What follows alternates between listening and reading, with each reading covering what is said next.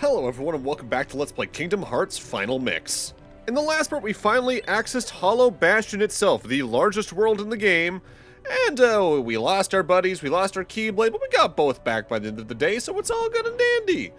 And now we're in the building's library, which is probably the most in-depth puzzle in the area. Before I talk about the puzzle itself, worth noting pretty much every pillar in this room has a rotary in it like this that you can spin around that has a chest in it. With that said, whether or not you get the chest at all, or one of the two spaces that doesn't have the chest is completely random. You might get it your first try, it might take you 6 tries. I speed up a lot of the future ones if they take more than one spin, just to save some time there, frankly. So the way that the puzzle here works in the library is that there's several books strewn about either on the wrong shelf, or just out and about in the area. Like there's a book on top of one shelf right next to me, there's one on a table in between these next two shelves behind me and all that jazz. And we need to put them on the proper shelf. There are 2 ways to tell where each book goes. First and most powerfully being the color of the book itself. Like goes with like, so if a book stands out, it's in the wrong place. Should 2 colors be similar looking, or if you're ultimately colorblind though, you're not out of luck. Investigating the shelf in question can also tell you what section that is, unless you can match alphabetically instead. Putting the right book with its matching set will cause that bookshelf to move out of the way in pretty much every case, as we saw with the first bookshelf here in the room. With that said, I should note, if this isn't very interesting to you, good news, you don't have to do the entire puzzle. Our goal is to actively just get the door that's on the far side of the floor I'm on open, and you don't need to get every book into its matching shelf to do that. With that said, you do get another item or 2 on top of a pathway that leads to other items for getting them all done, so of course I'm getting them all done. Heck, if memory serves, outside of the first book we got done, putting the Theon volume onto this shelf is going to unlock a button here, which will open up the door to my right, allowing you to progress with the main progression of Hollow Bastion, should you not care about the side items at all. With that said, we're going to be here for several more minutes getting the rest of this done, as there are several more items I can get out of this, including ones that might be pretty important for synthesis. I think there's even a couple of Dalmatian puppies tied to this off the top of my head. With that said, because this puzzle is pretty straightforward, after I grab the AP up from the chest in this specific pillar, I'm going to speed up the remainder of it, just to get a move on here, as there's a lot of other things we got to get done today. As we do that, a note though. If you haven't yet, Hollow Bastion is where I heavily recommend putting gravity onto a shortcut. Not only will it let you chunk down enemy health, especially among tankier ones like defenders, but there's also certain chests in this world that need to have gravity cast on them in order to open them. Mind you, it is also entirely possible to get to Hollow Bastion without nabbing the gravity spell at all, since our first level of it was obtained from the optional Fill Cup, and the second level was obtained by defeating Oogie's Manor. Thus, if you got to Neverland and thus Hollow Bastion after it by only completing Monstro in Atlantica, you might not have the spell at all. As unlikely as that is, especially on a first playthrough. I'd only really ever see myself doing that on certain challenge runs, but it's worth noting all the same. The final result of getting all the books into the proper shelves in the library is this passageway opening, which allows us not only to access this elevator, but come over here and do the first gravity casting on a chest to open it. More accurately, it actively lowers it to the ground where you can open it, this one containing, technically speaking, the final 3 puppies numerically. And now time for this game's longest elevator ride. So, elevators are the gimmick of Hollow Bastion in a regard outside of outright platforming, in that there's several that'll take you to at least 2 different locations depending on a separate switch. Usually what it is that there's a switch nearby an elevator that will change colors but not activate the elevator. What that will do will actively change where the elevator goes. You might notice even on this specific camera angle, there's another pathway the elevator can follow going towards the right side of the screen. In fact, I'm only just now noticing you can see the switch we need to hit to swap where this elevator goes, just next to the chimney shooting out the bubbles right there. At times, progression is at the end of one elevator path over another, but more often than not, what the different elevator paths lead to are different items. Due to that, get used to seeing the elevator movement cutscenes in this world, although not for nothing, I do jump cut past this specific elevator cutscene on the way back down, as that's easily the longest elevator in all of Hollow Bastion. Not for nothing though, that elevator also showcases a door that leads to what might be this world's best hidden treasure. Both in the definition of it's placed the most deviously, but also it's one of the best things to actually grab. So right now we're on the floor directly above where we fought Riku last time. This room has 4 nested puzzles of sorts we need to do in order to progress. First off, use the Red Trinity to make the party push this bull statue off the platform, which will destroy it on impact, revealing an emblem piece. We need 4 of those to open the door at the other side of this room. Thus, we have 4 very small puzzles to do up here. Next up, oh mighty one, show me your crushing power. Jump and swing to destroy these pots, which will cause the fountain back on the first floor to start flowing, and our second emblem piece will fall out of that. Worth noting, you can jump down there to grab each emblem piece as they appear down there, but frankly, it's more worth your time just to stay up here and get all 4 puzzles down before going down there, as otherwise you'll have to backtrack through the library 3 or 4 times, and that's just not worth your time, really. Another one of the puzzles up here is to light all 8 candles with the fire spell, so make sure you have some MP coming up here. Almighty one, prove your strength by moving me. We just gotta push that specific statue. And there's actively one other thing we can use a spell on up here to make another portion of this activate. With that said, you never need to actively investigate that specific portion. Lighting all 8 candles will make the fire in the center go out, and we can grab another emblem up there. Stone is etched with a thunderbolt. Cast thunder on this, and that'll make a platform towards the chandelier in the center move in a way where you can just jump over there. With that said, you can actively get this specific emblem piece with just a well-placed jump into a glide. In fact, because of that, you never even need to grab Thunder to beat Kingdom Hearts 1 at all. As good of a spell as it is, it's never properly needed. And finally, as this statue itself said, we can push this one onto the spot marked just to the left of it to unlock a treasure chest containing our next emblem piece. This room is really iconic to me, not only for the Riku fight and the cutscenes we see here, but also something about this room and puzzle felt very big to me as a kid, for lack of a better word. But as I've grown, I kind of feel it's quite the opposite. This is a very small and cluttered puzzle room. Something about it just leading to the Heartless door as well just always feels kind of off to me nowadays. Probably because the Heartless Emblem door feels like it probably should have been an end goal for Hollow Bastion at large. For example, say the puzzles upstairs had opened up doors to routes based around those puzzles that each ended in an emblem piece. That would have been big, but ultimately also made this place feel more like a Zelda dungeon, and this isn't a Zelda game. Again, this feels more like a relic of this game's platforming roots, as this probably would have been an objective to get whatever the collectible of the game was, like a star mission in the 3D Mario games. Once you put each emblem piece into this Heartless emblem, we are good to move on in Hollow Bastion once again.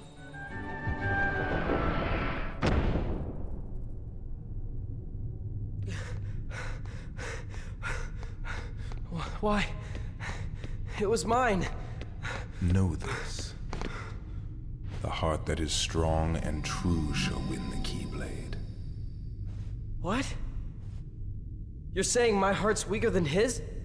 For that instant it was. However, you can become stronger.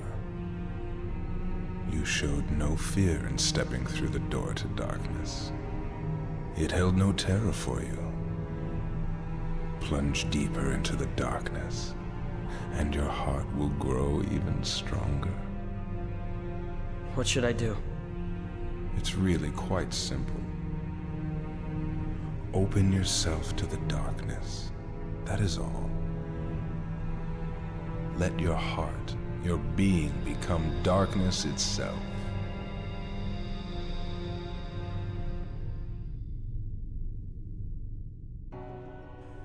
You know, I can't help but feel we've both seen and heard that guy before. Huh. Either way, here we have our next new Heartless, Wizards. What Dark Balls are to Shadows and Defenders are to large bodies and soldiers, these are to the Red Nocturnes and their cousins. They're the best spell-casting Heartless in the game. They cast very damaging variants of spells, namely they can swing their staff and cast a fireball at you, they can spin in a circle to send out 2 Blizzara spells, they have a Dark Element spell where fire bursts out from under their target, but easily their most annoying attack is their Thundara spell. It randomly rains lightning bolts about the arena, but while doing it, they're nearly completely invulnerable to damage from any source. The only way to damage them during that, and I often forget to do this, is that Aurora and its upgrades basic damage can get through that little shield they have up. Don't let that fool you, though. Wizards are otherwise completely immune to any magic-based damage. In fact, I think if you cast certain spells on them, they'll just get more aggressive with their casting, which is no good. The other annoying thing about them is if you get too close to them, they'll often teleport away and you need to search them out in the room, and that can be pretty annoying. So I briefly brought something up last time, namely that the Defender Heartless have very rare drops. Now that we have Donald and Goofy back in our party, I can talk about it fully, especially now that we've seen their cousins, the Wizards. The Wizards and Defenders both have very rare drops, namely the Wizard's Relic and Defender's Shields, respectively. These are weapons for Donald and Goofy, but they are exceedingly rare. At base values, they have a 0.2% chance to drop from any iteration of those Heartless you defeat, So even with all 3 lucky strikes from your main party equipped, that is only a 0.5% chance to drop at all. If you get them though, equip them. On a casual run without certain late game side quests done or synthesis being done at all, they are easily the best weapons for Donald and Goofy you can find. The Defender Shield in specific boosts Goofy's strength by 13 here in Final Mix, which is a boost from the 10 strength it gave him in Vanilla. This shield is capital B big too, so it'll block attacks more effectively, and with its recoil stat of 60, between that and his native 30, he'll be able to block most attacks pretty effectively too. It also boosts his MP by 1, which isn't super important, but it can help in a pinch. The Wizard's Relic, on the other hand, boosts Donald's strength by 8 here in Final Mix, up from a boost of 5 strength it gave him in Vanilla. It will also boost Donald's MP by 2, which means not only will he be able to cast more spells, but due to the fact that max MP is how damage from spells is determined, his spells will be a lot more powerful due to this. With that said, he's not going to be deflecting attacks with it, but he seldom does that anyway. These weapons, as I said though, are very rare, so while they're helpful, I wouldn't overtly recommend farming out for them. That is, unless you care about getting all trophies or achievements done. You see, one of the trophies for Kingdom Hearts 1 here in Modern Re-Release is to get all weapons for all 3 characters. Thus, these exceedingly rare drop weapons count for that. I think my game time on my Platinum Trophy main file was over 60 hours, and at least 6 or more of that was just from farming these 2 weapons out. In fact, I think I got multiple of one before I got one of the other. It did help me get to level 99 admittedly, which is another trophy that's there, but it was annoying as hell. Thankfully, not for nothing, out of the Platinum trophies I've done for the series, I think Kingdom Hearts 1 here was the most annoying. If only because side quests like Synthesis were smoothed out in later games, or what they expect from the player is more streamlined even if it's still difficult, due to the greater focus on certain elements moving forward. Mind again though, I've only ever gotten the Platinum trophies in Kingdom Hearts 1, 2, and 3. And in 3's case, it was before the DLC, though I did finish every fight in that DLC barring the final one, mostly because I got tired of trying. Maybe one day. The plats for other games in the series like Rechain or 3D and all that, I have yet to do because they scare me. Be it maxing out levels on multiple characters in games with combat I don't enjoy as much, or just the absurd grind of certain elements, they scare me. And that says a lot because frankly, I have done some absurd trophy hunts as I've talked about in the past. So this little hallway here is actually completely optional if memory serves, but this elevator here is what leads us back down to this room we got 2 treasure chests in last time after Beast broke down the wall. We want to come down here, namely just for this blue trinity, but hey, the black fungi that are here are good for experience, and if you didn't grab those 2 treasure chests last time by having Beast bust down that wall, you can do that now. And hey, not for nothing, it also gives you a shortcut over to the save points that we accessed second here in Hollow Bastion, so if you need to quit out for the night due to whatever's going on in your own life, hey, not a bad option there, potentially. In that regard, Kingdom Hearts as a series is pretty good about having save points decently regularly, but there are some worlds in some games where they can starve you for a little bit. There's exactly, I think, one world I'm thinking of in Kingdom Hearts 2. And not for nothing, depending on how lost you're getting here in Hollow Bastion, it can feel like an eternity between save points. I think one of the worst in that regard in this specific entry is probably Atlantica. Mind you, Atlantica's not that large of a world, technically. It's just, there's only 3 save points, and they're on effectively opposite ends of the world from each other. Though, thankfully, along that regard, while I basically never, if ever, die in this LP, a death in this game usually only sends you back a room or 2 upon picking the retry option, so you can recollect yourself or change abilities around, effectively just make your setup better for whatever you're about to fight.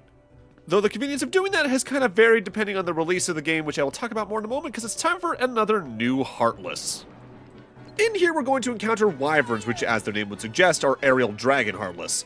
Rough thing about them is that their first encounter here is on a pretty precarious ledge, where falling down will take you back down to the waterlogged areas of Hollow Bastion that we explored at the start of the world. They like to stay high up above you, only sweeping downwards for attacks, be it a double kick with their legs, a swoop from directly above, or a powerful spinning charge towards their targets. All of their attacks do high damage for this point in the game, and are also very hard to repel unless you have very physically minded Keyblades. They also have decently high HP for a standard variety of Heartless that's not your average tank type like large bodies or defenders, so watch out for that. Let's see, what was I talking about a moment ago? Oh, right, death, and specifically what happens after you click retry after a death. So like I mentioned, you get sent back a room or 2 and you get and re-equip yourself and all that. There's an element to that that's a lot smoother in Final Mix as well as Final Mix HD, even more so even. You see, in Kingdom Hearts 1 Vanilla, you cannot skip any cutscene whatsoever. This includes the cutscenes that play before, between, or after boss fights. Meaning if you die to a boss fight over and over again, you're seeing the full cutscene before the fight every time you retry. This is part of the reason that both of the bouts against Ursula, as well as the bout against Riku here in Hollow Bastion earlier, are so infamous amongst people who grew up with the original release. You had to watch that full 3-4 minute cutscene each time. The PS2 version of Final Mix that was Japan exclusive smoothed that over a good bit, in that you could skip cutscenes you've already seen before on that playthrough. So every time you started a new playthrough, you'd have to watch the cutscenes through again, but say if you died to the Riku fight here earlier in Hollow Bastion, you could skip the cutscenes before that fight and then try again outright, which is nice. Meanwhile, the modern releases of the game, specifically Kingdom Hearts Final Mix HD 1.5 Remix, blah blah blah, long title, you can effectively skip like 98% of any cutscene right off the bat. The only ones you can't skip are some oddballs, usually in engine ones where like a door will swing open or things like that after you hit a switch. Usually things you wouldn't really think to skip anyway.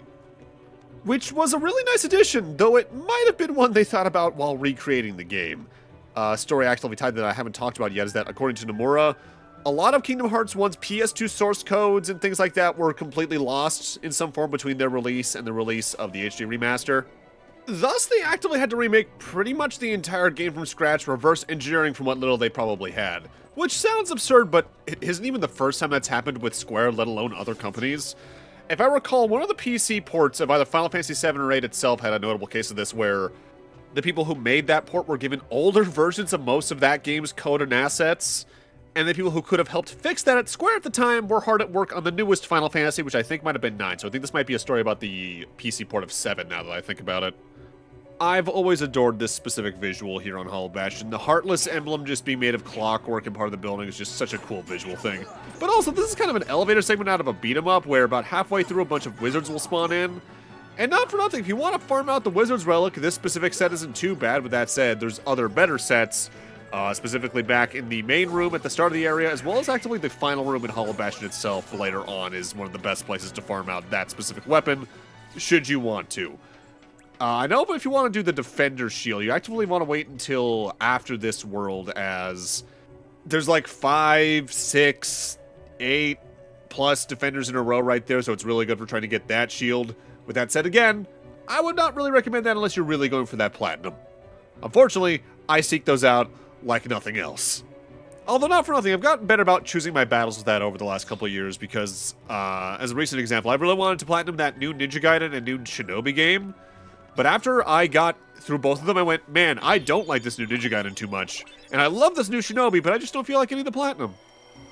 Yakuza 7, I think, really broke something in me when it came to doing that. As I've said before, that post-game dungeon is just ridiculous. Worth noting, by the way, the Blue Trinity we just did. After you do that one, check your Jiminy's Journal Trinity section. If you've done every single one we've seen in the game up to now, and that one, you should now have every Blue Trinity filled out. That is, assuming you did the one that I mentioned back in Monstro that I forgot to do due to me having to re-record that world. I'll go back for that one later, but yeah, now you should have all the Blue Trinities done. Side note, I've actively missed this specific treasure chest containing an Orichalcum on several playthroughs, entirely because I'm so focused on getting to this elevator. So, this specific elevator to me kind of marks the start of the final chunk of exploring Hollow Bastion, as we're more or less near the top where the end of the world is. With that said, we still got a good bit to go here in terms of fighting Heartless, let alone cutscenes, but I am speeding up this specific fight to get a move on to the next notable chunk here. This specific chest, I believe, contains a Thundara ring, which is really nice to have, but we're actively right near one of my favorite accessories in the game. We want to jump off here and glide over to that block here in the center of the room, as there's a door beneath it that leads directly to another treasure chest. This is what I foreshadowed earlier in our time here in Hollow Bastion as being arguably one of the best hidden treasures in the game, both in terms of the value of the item within it, as well as how hard it is to actually find. This is the Royal Crown. This accessory not only gives the equipped person a 20% resistance to fire, ice, and thunder elemental damage, it'll also boost their MP by 2, which if you love using magic like I do, is great. With that said, it does reduce your strength stat by 3 while it's equipped. So either have another accessory on that'll boost it beyond that, or not use it at all in case you prefer using physical attacks. I adore this, though, as someone who likes A, increasing my elemental defenses, but B, casting as many spells as I can. I think I keep that on for pretty much the rest of the LP at this point. You can actively see that door from another angle, though, and it's one we actively saw earlier this very video. The long elevator at the end of the library puzzle, if you do the entire thing, you can see it during that cutscene. Make sure to press the switch over here, by the way, before you leave, because you do need to have that block in its lower position for later. But with that, I'm going to need to end this off here. Thank you guys for watching, and in part 31, we're going to get pretty close to concluding our time here in Hollow Bastion. See you guys then.